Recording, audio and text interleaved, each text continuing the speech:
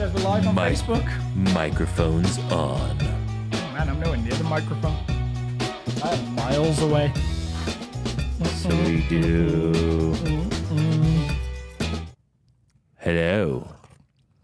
Hello. How's everyone doing? We're drinking tea. Welcome to the Guys Drinking Tea podcast / YouTube / Facebook show. Yeah, good to see good to be in the ears of everybody. So in today's episode, tell us what we're talking about today. Just give us like a bullet list of what we're going to try and cover. Well, just in the interest of a tea company sponsoring our show, I am drinking Twinings Earl Grey. And seeing as we didn't what hear am I drinking? PG Tips. Okay. But we never heard back from the PG Tips guys. They let us down. So just we'll try Twinings now. Twinings, if you're watching, If you're we watching, would love you to sponsor we'd love a this show. sponsorship. We have 6 listeners. Absolutely. So we are drinking tea and then also talking about, well, character mainly, I guess. But we're going to cover the subject of regret. So I know that you guys might not be like us, but I have regrets in my past.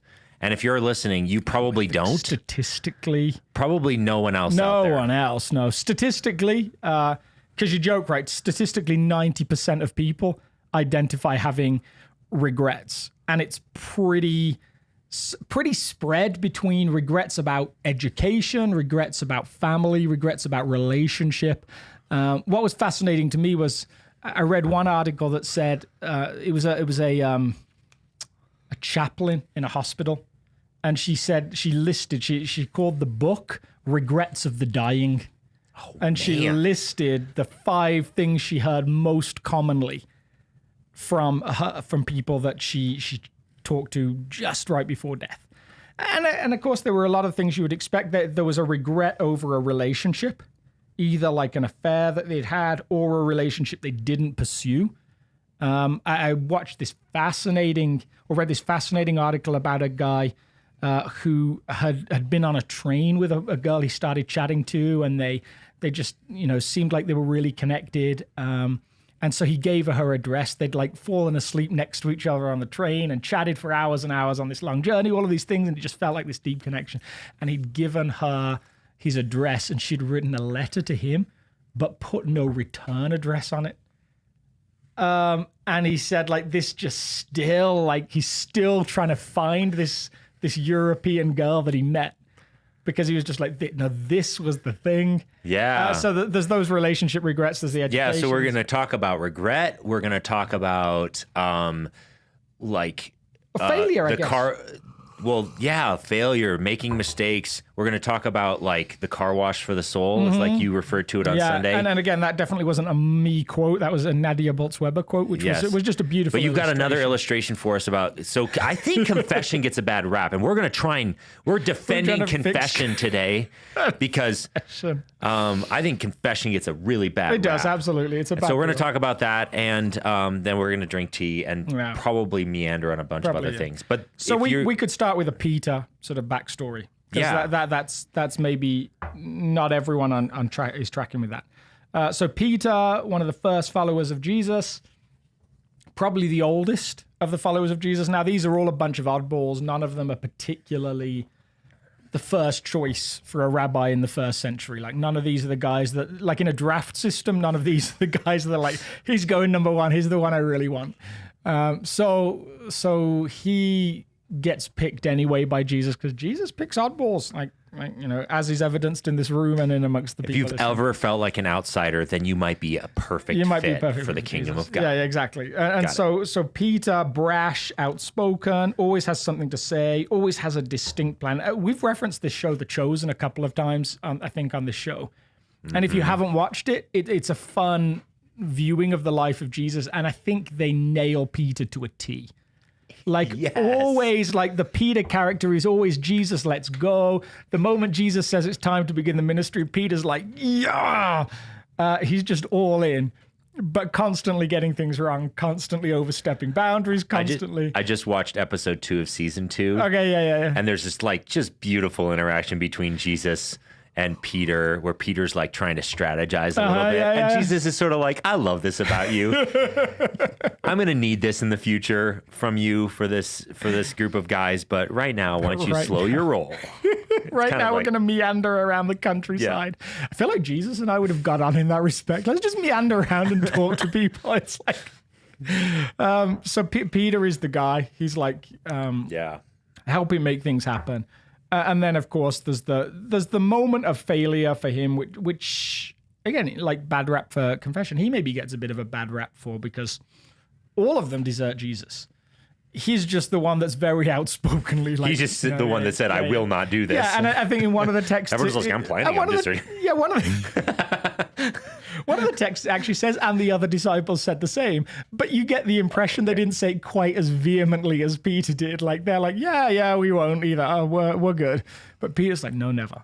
And then small servant girl comes up to him and says, do you know Jesus? Peter says no. And there's the moment that, as Jesus had predicted, he looks across, sees Jesus look at him as the rooster crows. And that's disaster. That's like, I'm outside weeping bitterly. And so the question that lurks a little bit after Jesus' resurrection is, can Peter come back from that? Or is he stuck on the outside? Does it change his role? Does it change what he's been asked to do? Because Jesus has made these remarks about Peter. I mean, your comment on the interaction, which is almost like, I'm going to need this strategy in the future. The text is, on this rock I'll build my kingdom. Now, how much that is Peter or his confession of faith in Jesus, it seems Peter's going to play a pivotal role. Does that still apply with all of his failure? Does that, or is he more like Judas, who will never come back into the fold?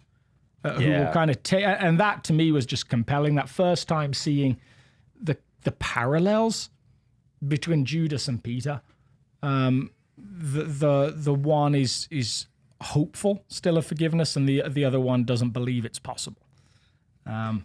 Oh, sorry. So I just got a text message from one of my good buddies, Jake, and the last time he texted us during a live stream was to tell us that our audio was all messed up. So I had to check just to make sure. Yeah. No, we're good. But his text was not the audio. It wasn't. It's like, hey, I love you, or something like that. Yeah, it was just like, you're awesome, Aaron. Yeah, Aaron, your hair flows like golden locks. No, he didn't say that. No. He He texted me that. No, he didn't text me that either. So anyway, sorry about that. No, that's fine. I love that. So Peter, yeah. Peter is left on the fringe. Like what's going to happen? It's like the classic literary device. Like what will happen to this character? Is this the moment he turns around and goes back, gives up on the story? Is this the moment the story continues? All those different things. And so that is where we get to see Peter and play a little bit with his psychology. What's he experiencing here? This is regret. This is, I shouldn't have done this. What's the story look like now? And I guess that's where I'd suggest most of us have probably been. We may not have been there practically with Jesus, but I would guess whether it's a Jesus thing that most of us would feel we haven't lived up to the name of follower of Jesus. We've not done that well. That we've become distant from God. Language that the book Revelation uses is lost your first love. All those different things. We just feel, wow, there was a time when that was deeply a part of me, and we kind of get worn down with everything going on. Or whether it's a human to human interaction. I wasn't a good husband. I wasn't a good wife. I wasn't a good business partner. I wasn't a good friend. I wasn't a good child. I wasn't a good parent. I wasn't a good, all of those different things. Mm-hmm. It seems like regret is a part of all of us. And there's probably the spiritual lesson that we can learn of how does Jesus see us in that moment? How does he long to pull us back into his story? But also the human relationship lesson of when we get out of whack with other people.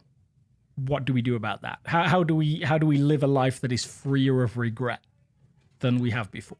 So let me ask this, and then because I want to get to the text and some of the things that maybe the way of Jesus teaches us about how to deal with regret. But maybe could I put you on the spot, and maybe you could return and put me on the spot? Wow. Is there a moment that you feel like you regret, or is this maybe you a moment used that I want regret? to talk about that I feel?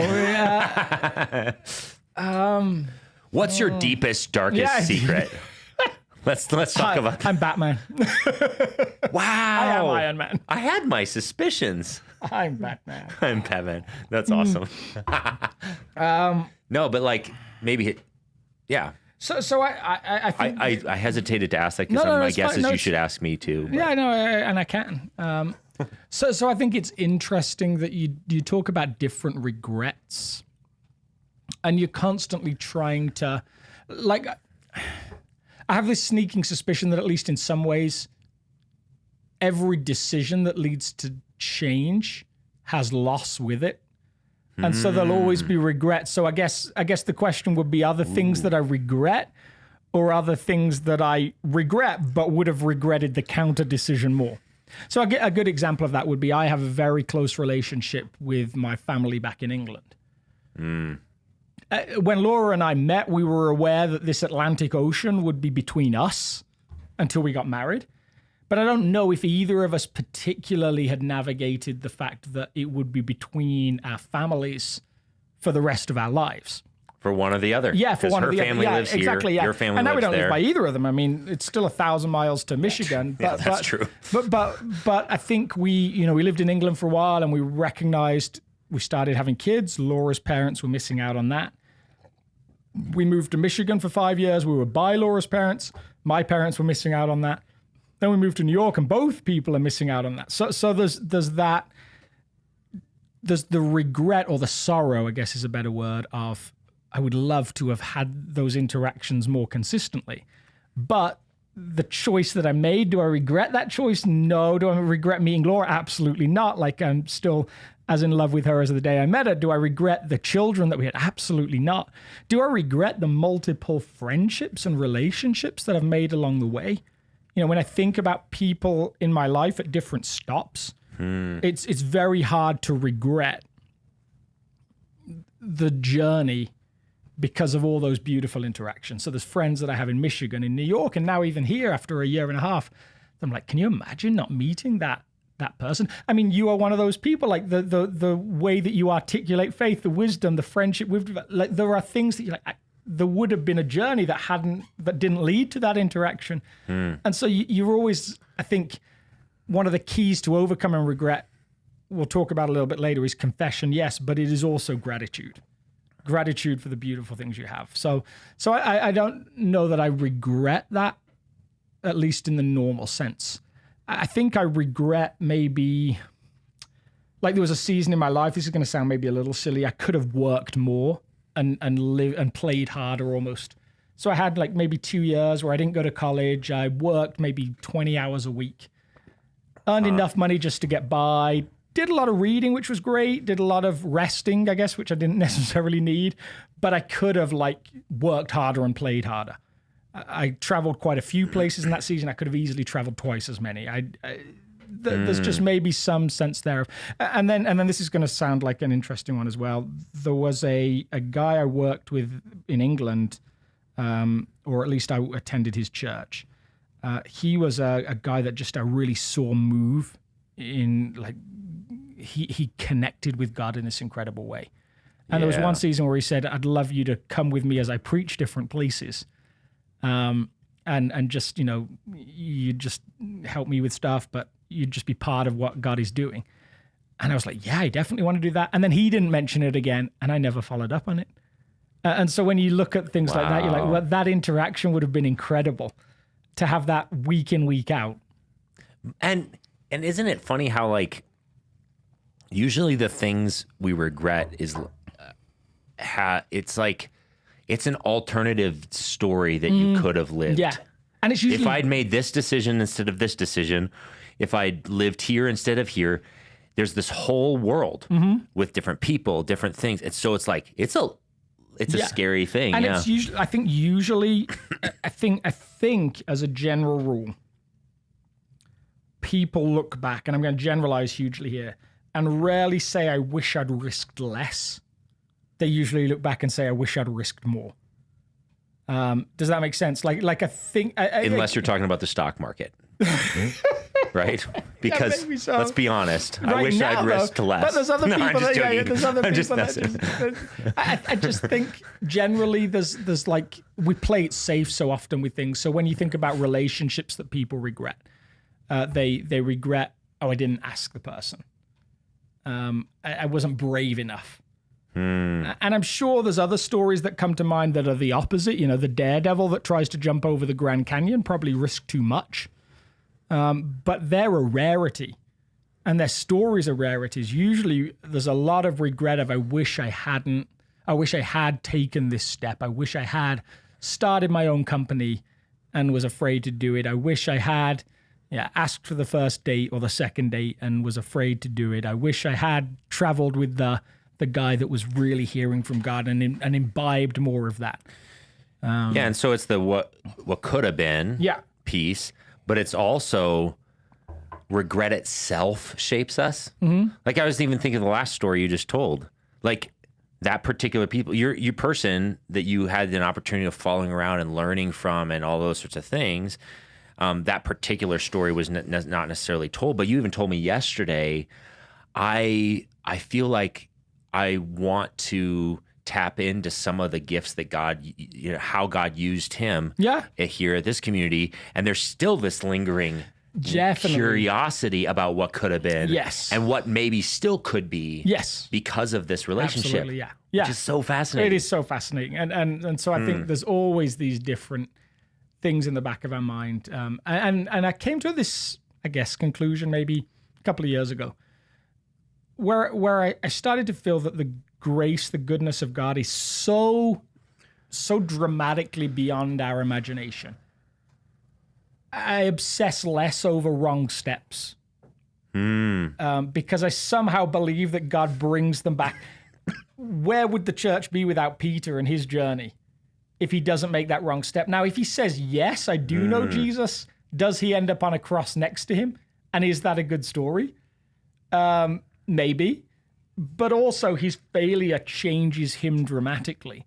And God in his goodness brings him, Paul's failure, Paul's own nonsense, his own way of being, his own persecution of the church, they bring him to a place of humility as we get further into the Jesus story. So isn't that, that's one of the beauties of walking with Jesus, right? Yeah.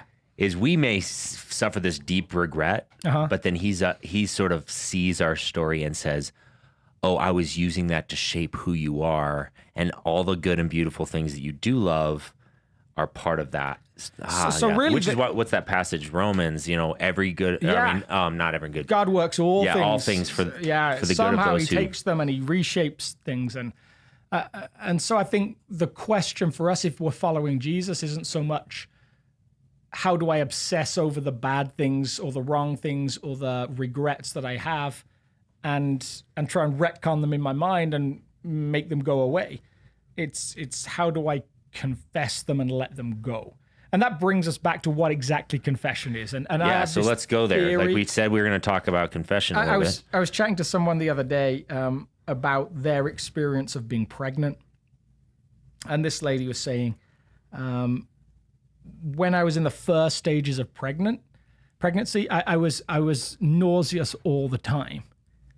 And I said, oh, so you didn't throw up? And she said, no, but I wished I could have. And I had this experience when my gallbladder was really bad. I had to have my gallbladder replaced last year. And I was away on a skiing trip with a friend. We were staying in this house, and just in the evening, I thought I had food poisoning. I just felt terrible, just this deep pain, like everything had stopped working. And I remember I just wish I could throw up, because then everything would feel better. And I finally did, and there's just that moment of relief of like, okay, it feels like now we can reset. So I have this theory that confession in a bizarre way is like vomiting. It's like the moment where you're like, okay, I feel better now. You let something go. You spend the time over the toilet bowl. You let it all pour out. And you're like, we can reset now. Yeah, so it's like deeply horrifying, disgusting, and sometimes painful, or like just it very like no one's like, I love to throw up. Like, but think about the process of being in counseling or something like that. Yeah. You say something, and you're like, I didn't know that was in me. I didn't know that emotion or that articulation was in me, and you let it out, and you kind of look at it for a second, and you're like, ugh, that's disgusting. Why is that in me? Why is that a part of who I am? Why is that resentment there? Why is that anger there? Why is that fear there? Why is that frustration there? Yeah. And you vomit it out, you speak it out, and there's the moment of examination of, ugh, I'm a disgusting person. And then a relief of, okay, now I've spoken it out. It suddenly seems less potent, less damaging. So I have a story. Yeah, let's have a story. Of maybe the first time I did more of a public confession, or like it to someone else, that was probably one of the most healing steps in a long journey of emotional awareness for me. And it was, some of you may know him, Chuck Malott.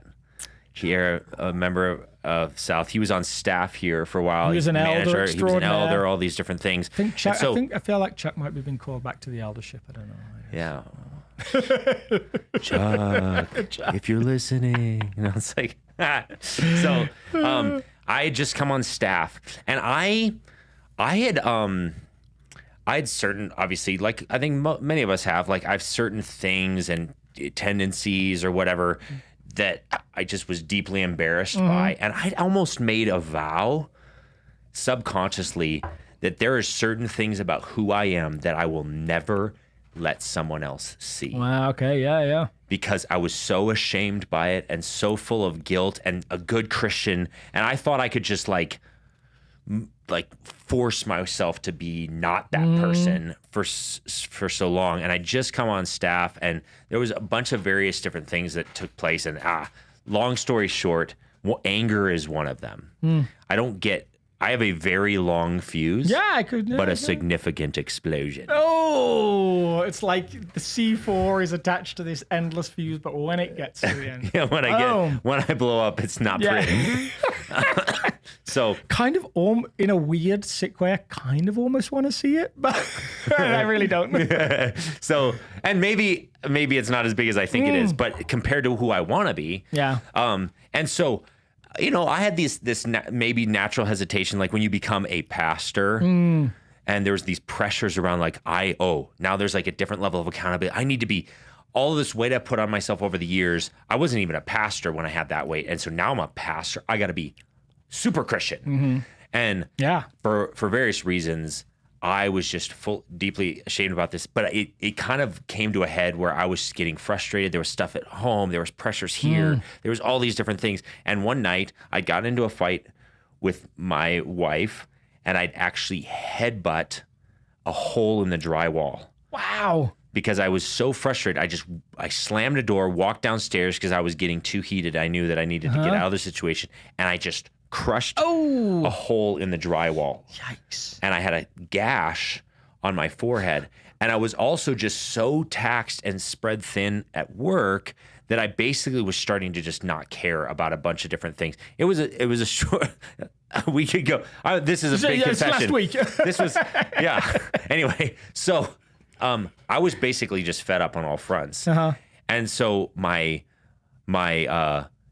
filter was diminished. Yeah. And so we were in a staff meeting, and Chuck asked, "Hey, Aaron, what's the gash on your forehead?" And I said, "You know what? I got so angry in a fight with my wife last night that I headbutt the wall and broke the drywall."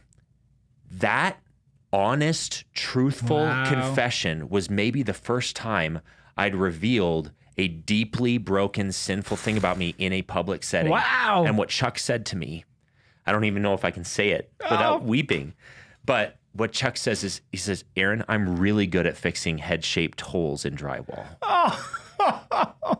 And that reception of grace, it was his way of saying we're all human here. Yeah.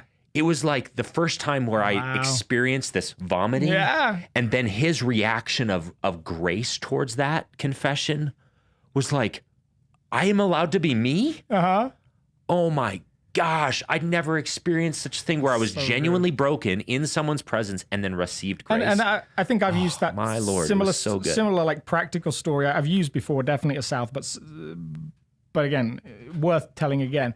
My wife and I, when she was pregnant the first time, we were in a store together, and she suddenly looked at me with this like, "I'm about to throw up."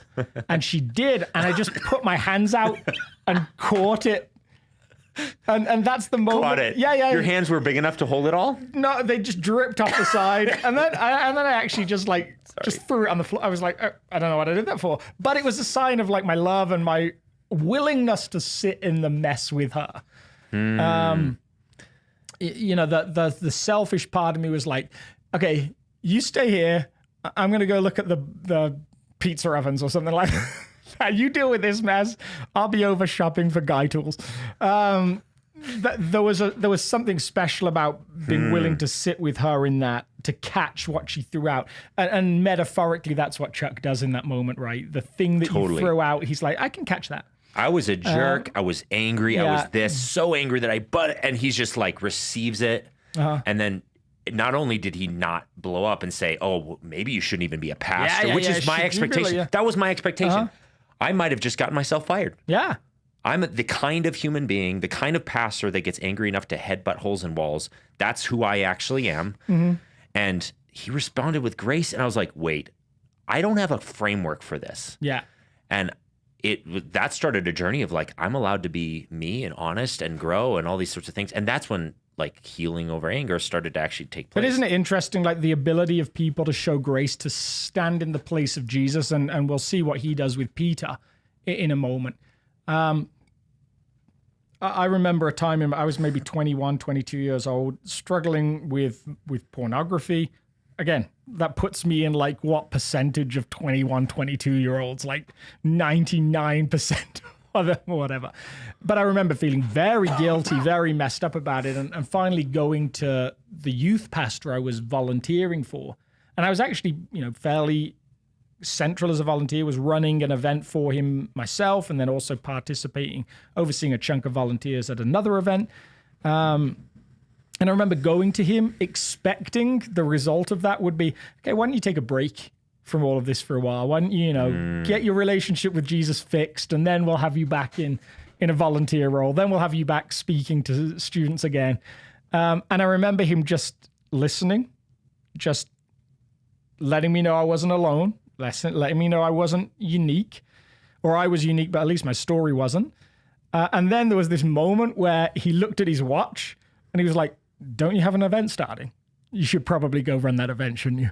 And it was just this acknowledgement that I was still included, that I was still part of the team, that my expression of my brokenness didn't exclude me. And I think that's what Peter needs in this moment. His question is very similar to mine. It is, am I still included? And so in the end of John's Gospel, John 21, there's a moment of fishing. So just like us, when we're not sure what to do, we go fishing maybe. They go fishing. These are fishermen mostly. They don't know what to do. Jesus is sort of in and out on his resurrection appearances, but it hasn't given them like a clear direction. So they kind of return to what they know best, return to the place they know best, the Sea of Galilee.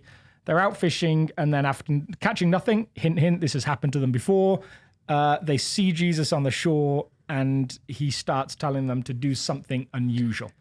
And so, and the first time they saw it, it was an invitation to this majestic journey of this new thing that Jesus is going to bring. And so then when it shows up a second time, he's got this shame. Yeah. He's got this guilt, and it's like this little nod that John sort of subtly puts in there. This might be an invitation to a big journey. So I'm suspicious like where Peter is psychologically.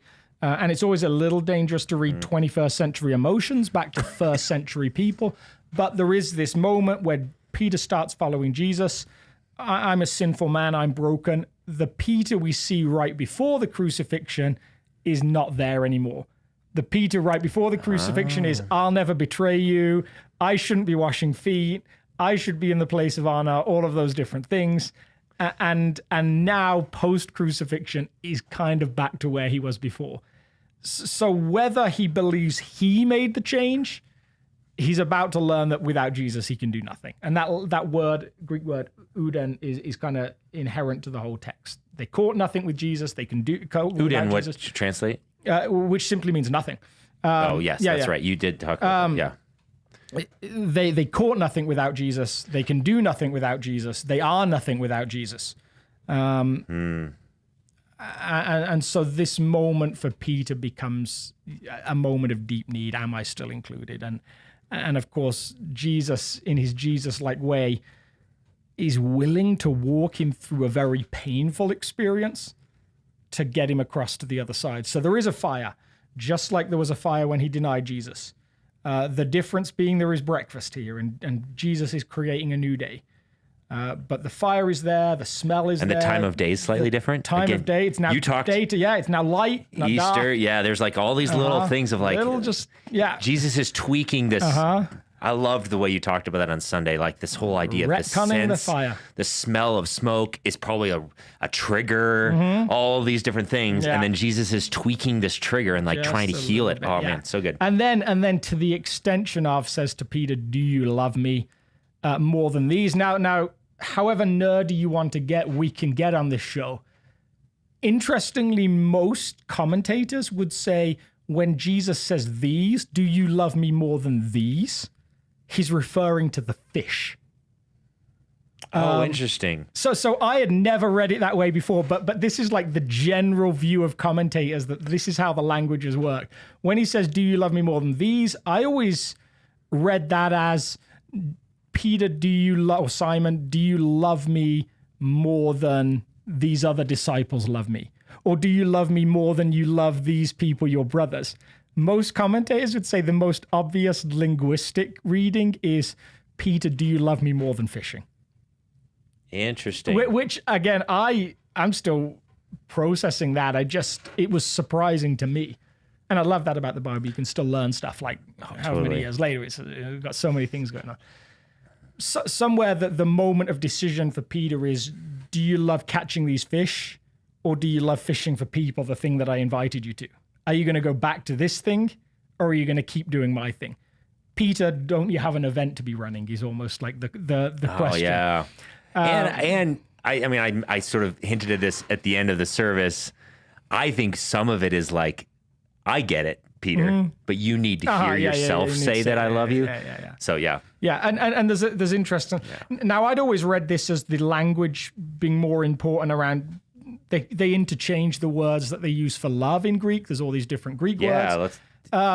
So the first time Jesus uses a word agape, which is generally perceived to mean the love of God. Do you love me in this way? Yeah, so right here, this "do you love me" is agape, which is that sort of unconditional. And his response is, "I love you," is phileo, is like, "I love you like a brother." Yeah. And that goes all the way through until the last time. Agape, phileo. And then finally it's, "Do you love me phileo, like a brother?" And Peter says yes. The problem with this reading, and I've used this in sermons, and again, just doing some more research around it. One, this author is pretty loose with why he uses different words. He uses phileo to talk about the Father's love for Jesus, for his son, at different points. And if you read it that way, what does that mean? Do we mean that finally Peter has brought Jesus down to his standard of love? Like, he's finally like, "I can't offer you this love." And Peter's like, and Jesus is like, "Okay, I'll settle for this." That doesn't seem like a Jesus type reading. So I actually kind of threw this whole belief that I'd had about this part of the text out. Well, what if is it like Peter bringing it down to his level, or is it Jesus meeting him where he's at? I don't know if that's a great story, though. That feels like an awkward reading a little bit. Like, if Jesus empowers us to love better, he's like, "I want this from you, Peter. I want this from you, Peter." And finally he ends up, "Okay, I'll settle for this." Maybe that's the reading. Maybe he just acknowledges this is all that Peter can give at this moment. Yeah, but, I mean, I love that, actually, for me personally, because Jesus sort of meets his more. All through John, the writer is pretty arbitrary as to whether he uses phileo or agape. Sometimes he uses one, sometimes he uses the other. Interesting. He uses agape to talk about the love of brothers. He uses phileo to talk about the love of God. It's not as crystal clear as sometimes a nice sermon would make it out to be. But the things that are crystal clear is the other connections that you made throughout your message. Is there, like, if you're saturated in this book, you can't help but notice there's charcoal. That's the same word. Both at the denial story and here. And then there's the 3-time denial, the 3-time declaration of love. Just unavoidable. I mean, it's like, like if John wasn't trying to do this, then definitely the Holy Spirit was. Absolutely. It's just too and hard. the result is beautiful, because the result is that Peter, it is a surrender. It's a confession moment. It's a, I don't need to keep trying to defend this. I don't need to keep putting on a show. I don't need to argue that I love you more than everyone else. I don't have to pretend that I'll be the one that doesn't deny you and everybody else will. Whatever I can give you, I'm here. Yeah, his final statement is down here, right? Feed my lambs, or where is this? So, like, Peter turned. It's verse 17. "Lord, you know all things. You know that I love you. You know all things." There doesn't have to be any pretense. It's almost Peter's embracing of that word uodan. I don't have it. I can't manufacture it. I can't make myself perfect. I can't fix myself. Jesus, it's that surrender moment. I think it's that confession. Saying the same as, it's coming into agreement. And for whatever reason, that seems to lead Peter back to the point where the regret, at least, it's still there. It's still a failure, something he'll probably talk about for the rest of his life, something he certainly shares with Mark, who puts it in his narrative. The other writers seem to get that from Mark's narrative as well.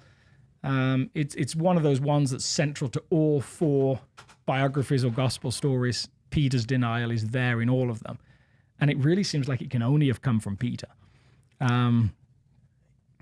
So like even the story that I just told about Chuck, this is like, I went from a guy who was terrified to tell a small group of people that loved me that I was angry, to I just publicized it across the airwaves because like this, like, and maybe that's a little bit what it was like for Peter, is like, no, this was such a pivotal grace receiving re-invitation thing that, like, if you guys are going to write a gospel, you're going to write one too. Make sure you tell that story. Yeah. Make sure you tell that story. Which is so interesting. When we lived in Michigan, like years back, there was a comedian, Tim Cusack, I think his name was, used to do this radio spot called Father Tim, where he would pretend to be a Catholic priest. He'd do like the traditional Irish accent like that, and it's very stereotypical. And he talked about how he would get invited to these radio appearances, and he'd have like flocks of people turn up.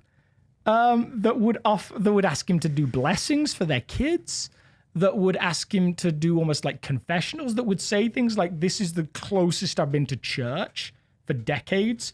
There was a need, and he ended up. He said at one point he tried this comedy night thing where he put a confession booth on stage and said, "Who wants to confess?" And people lined up.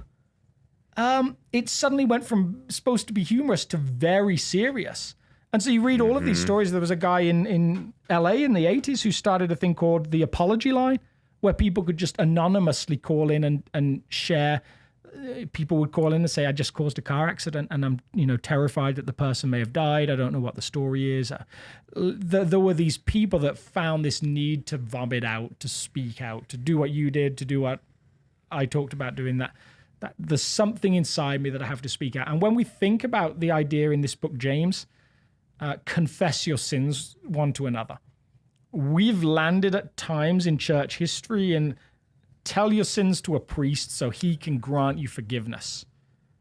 And we've taken that from an idea that says, share your failures, your faults, and your brokenness with each other, because there's a joy in being able to do what Chuck did. There's a joy in being able to say, "I excel in fixing head-shaped holes." Or don't you have an event to go run? Don't you have an event to go run? Which is almost what Jesus says. Yeah, let me catch that for you. Yeah, Jesus says to Peter, hey, I'm going to build my church, and you're going to be the leader of this church. And he's like, wait, I thought I was disqualified and actually just gave me more responsibility. Yeah, so good. So it seems like there is almost no failure, no regret that Jesus can't take and turn it into something positive.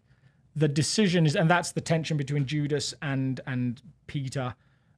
When Jesus prays, "Father, forgive them," whether Judas has free will or whatever, we don't need to get too much into that. The response of Judas, at least unspokenly, is, "Surely you don't mean me." And Peter's response is, "Okay, yeah, I can get on board with this." Okay, so before we close up, which we're coming up to a decent amount of time, we're going to try and be slightly better. Okay. Maybe this week 5 minutes better. Okay, I love it. With our length, but so optimistic. How does someone start testing the waters of true confession or opening up to another human being? Like, okay, maybe we just sold it. They're like, all right, that's what I need to do. I need to expose some stuff that's deep down in me. What's some safeguards, some steps, some tips? So I think just thinking within what we would call scripture, the Psalms are a great place to start to gain some language. If you want someone who's sat where you've sat, David writes a chunk of the Psalms. He's pretty messed up. Has a lot of regret. Psalm 50, I would guess so. Psalm 51. Just a great place to process some of what he recognizes. Psalm 36, Psalm 139, different pieces of language. Like Psalm 139 has this beautiful language of, "You've searched me and you know me. You know everything that's there." It's the same language Peter uses. "You know, Lord, you got it." 51 is right after he has this big affair, ends up getting the woman's husband killed as well, and that's his pouring out of, there's no sacrifice for this. There's no earning of this. All I can do is be here and ask for your forgiveness. It gives some language, I think, to some ways we might feel, and finding ways to process outward. I think for those of us that pray silently, there's nothing wrong with that, but there is something about speaking out that is powerful, whether that's writing it down, whether that's writing it on some kind of stone and throwing it into a body of water, whatever that looks like. There are some really practical things that almost like, there's this beautiful passage, I want to say it's in Isaiah, that talks about as far as the east is from the west, so you have removed our sins from us. Yeah. There's something about physically taking something, putting it down, and then removing it. That's a really good parallel for what Jesus offers. It gives us a moment of saying, no, I've taken that and I've put it to one side. I'm not holding it anymore. Now, will you at times feel like you're holding it? Probably. But there is a reminder, a practice to go back to. No, I did that. I wrote it on the piece of paper. I burnt the paper. I put it on the rock. I sank the rock. Any of those things I think are actually really helpful. Yeah, and maybe another passage. So I love that psalm. I think that's so valuable because it gives you language on how to maybe start a confession conversation with Jesus.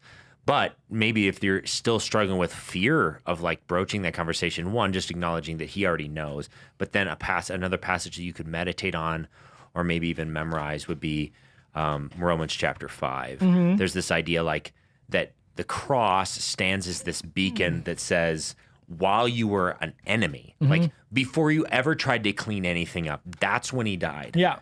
That's when he chose to die for your sins. Like, even if you've done a wicked good job at cleaning yourself up and polishing off the edges, which chances are we all, if we're honest, know that there's probably more edges than we like to admit. But before any effort to renovating our souls, that's when he chose to love. Well, all Romans like 5 all the way through to chapter 8, Yeah, totally. Especially in something like the Message, so evocative because it's Paul's journey. Really, it's like this was me. I've been through all of this, and I'm still going through it. Yeah. And then there's the tricky thing of when do you go to a person and make a confession? When do you go to someone and say, between you and I didn't get this right. Between you and I was at fault here. Do you have to own all of it? No. Or even like, I think that there is maybe part of the reason why counseling is just skyrocketing is because there's this agreement, legal agreement that it stays there. Yeah. And that's something deeply human, which we could briefly safe. touch on. There's the safety there, and being able to confess to another human being that is made in the image of God. There's some unique power to that, and finding someone safe to do that with. And it may lead to other journeys of other conversations. And you touched on like your long fuse and the explosion. Somewhere the explosion has to happen. But scientifically, there's this difference between explosion and implosion. And in some ways, an explosion is less deadly than an implosion. I mean, that's where the nuclear theory comes from, right? The ability of a device to push everything inward and create a much bigger thing in the end. So you have all those questions like what happens? You can blow up, just don't go nuclear on us. Yeah. Well, like people will say, like, what happens if you take a nuclear bomb and put it in a fire? Nothing. Like it requires the mechanism of implosion that can split atoms apart and create that ultimate explosion from that. Yeah. And it seems like the longer we compress, the longer we push everything inwards, the worse in the end it is. And that's why confession is so central to what Jesus talked about, what his followers talked about, what the church has talked about. Yeah, and so maybe another tip would be like if that's you, and you just need a place to experiment with this idea of confessing with someone else, that's part of what we're here for as a community. Call Chuck Malott. Call Chuck Malott. He is really good at fixing head-shaped holes in drywall. Chuck, we love you if you happen to listen. But yeah, find someone safe that is saturating grace. And if you want to set up a time with a pastor or a counselor or something that, man, it could go a long way. Now, one final question, because there might be a flip side to this. How do you become a safe person to receive confession? So I think there's an interesting sort of story parallel to me. I just finished my annual reading of The Lord of the Rings, which I do every year. And there's a couple of characters that in the movies, if you've seen the movies, they don't quite get the attention that they might in other places, or in the book at least. But there's this father-son pair. The one guy is an important role. He's the steward of this big kingdom. And it says he sees very far into men's hearts. He reads them incredibly well. And it says his son does the same, but he's as unlike him as you could possibly find, because where his father is moved quickly to scorn, this character is moved to pity. Oh, wow. Like so you may not be reading people's hearts in confession, but you are being privileged to have them open up their hearts and show them to you. And so there's a potential that moves you to scorn for them, or a new feeling about them. I would suggest going into that and trying to allow people to open up to you by saying, no, this is not going to change my view of someone. This is a safe space for them to reveal the inner recesses, to expose themselves in a way I may rarely have exposed myself to other people. And I'm going to receive that. And the struggles, the tensions, the emotions within that, I'm going to receive with pity and love. And I don't mean pity in the patronizing sense, but the compassion sense, empathy, whatever. Yeah. So that, I think, is an important emotional starting point for you. Don't be a counselor if what you like is judgment. What you like is seeing people's innermost experiences and be like, that person's a mess. I'm so glad. I have a feeling you won't have very many clients for very long. Yeah. So another one is confession begets confession. Mm-hmm. Yeah. Vulnerability begets vulnerability. So like, I think, and so like even what Chuck did for me, even though he wasn't the first to make the move, his response to my confession was a confession, a comical one, a playful one, a lighthearted one. But it was basically like, I've punched holes in walls. Mm-hmm. I've got very practiced. I'm an elder. Sorry, Chuck, if I just outed you as a guy who punched holes in walls. Wow, I just realized I confessed on your behalf. Yeah. But anyway, it like, oh man, I found that's if you're the first to confess, sometimes that's like, oh, maybe if they're willing to be vulnerable, maybe they're a safe place to start. So maybe find someone who's vulnerable and then try being vulnerable with them. I think that's a beautiful picture. And I think somewhere every one of us needs a safe space to do that with someone. I said to someone the other day, I was actually talking to a bunch of teenagers, and they wanted me to talk about dating. And I said, when you want to date someone, find someone older who's been on a journey to have a conversation with it about. And if you don't want to do that, that tells me maybe don't do the dating thing, or don't do this thing, because it seems like you don't want to hear the no potentially. But find someone that you can have that conversation with. And I realized in the midst of that, there are almost no decisions that I make in my life completely solo, in a complete silo. I ask somebody about almost everything, I think in a healthy way. And it seems like we're made to journey with people to get their input. And confession is that. When James talks about confession, to finish off with that, it is that confess your sins to one another, because you get to stand alongside each other, support each other, be vulnerable with each other. That's what communities do. That's what Jesus followers do. And that's what we want to be at South and all those sorts of things. So any final thoughts? Final words? Subscribe, something. Oh, yeah. All YouTube, those things. iTunes things. Yeah. Rate us on iTunes. Yeah. But if you're going to rate us badly, don't rate us on iTunes. Or do. Like, help us get better. We have a confession. We don't know what we're doing. Right. No. We're going. Yeah. We got stuff to do. We're very busy and important. We are so important. All right. So, we love you guys. If you have questions or anything like that, then let us know. And we will try and get back to questions last week that we didn't answer, so I don't know if we're very good. Well, there was. Oh, so yeah. Or was it statements? There was. I think it was a statement. Okay, that's fine. It was just like, thanks for answering the question from the previous week, which we do want to do more of. Someone asked us to be intentional about what clothes we wear, because we've got the beautiful purple background. Yeah. And so.